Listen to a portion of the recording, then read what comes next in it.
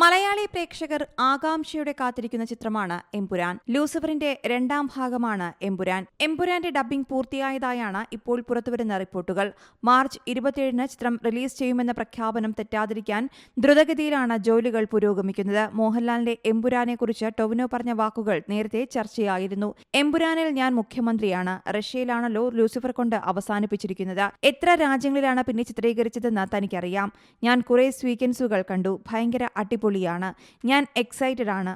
അത് മൊത്തം സിനിമയിൽ കാണാമെന്നും അദ്ദേഹം പറഞ്ഞു. പറ്റിയാൽ തനിക്ക് അന്നത്തെ പോലെ തന്നെ രാജുവേട്ടനും ലാലേട്ടനുമൊക്കെയുള്ള ഒരു തിയേറ്ററിൽ കാണാനായാൽ ഗംഭീരമാകുമെന്നും നടൻ ടൊവിനോ തോമസ് അഭിപ്രായപ്പെട്ടു. ലൂസിഫറിന്റെ രണ്ടാം ഭാഗമായ എമ്പുരാൻ മാർച്ച് 27-ന് റിലീസാകുമ്പോൾ പ്രതീക്ഷയിലാണ് താരത്തിന്റെ ആരാധകരും. സ്റ്റീഫൻ നെടുമ്പള്ളി എന്ന ഖുറേഷി അബ്രാമായി ചിത്രത്തിൽ മോഹൻലാൽ എത്തിയപ്പോൾ ആഗോള ബോക്സ് ഓഫീസിൽ 150 കോടിയിലധികമാണ് ചിത്രം നേടിയത്. ലൂസിഫറിലെ സ്റ്റീഫൻ നെടുമ്പള്ളിക്കായിരിക്കില്ല രണ്ടാം ഭാഗമായ എമ്പുരാനിൽ പ്രാധാന്യമെന്ന് റിപ്പോർട്ടുകളുണ്ടായിരുന്നു. ഖുറേഷി അബ്രാമിന് പിന്നാലെ സഞ്ചരിക്കുന്ന കഥയായിരിക്കും എമ്പുരാനെന്നാണ് അപ്ഡേറ്റുകൾ വ്യക്തമാക്കുന്നത്.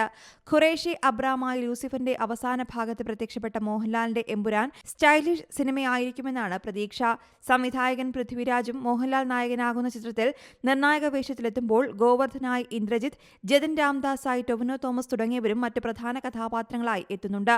News desk Zee Malayalam news.